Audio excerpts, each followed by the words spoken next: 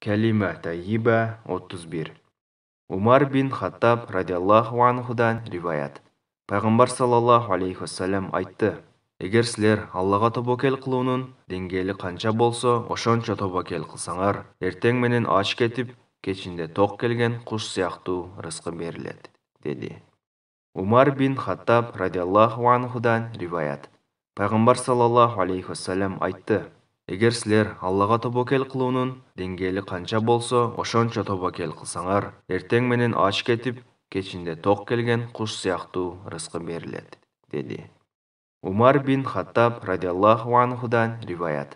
Пайғамбар саллаллаху алейхи вассалам айтты: Егер сілер Аллаға тобокел қылуының деңгейлі қанша болса, ошончо тобокел қылсаңар, ертең менен ач кетип, кечинде тоқ келген құш сияқтуу рызқы берилет, dedi. Тирмизи.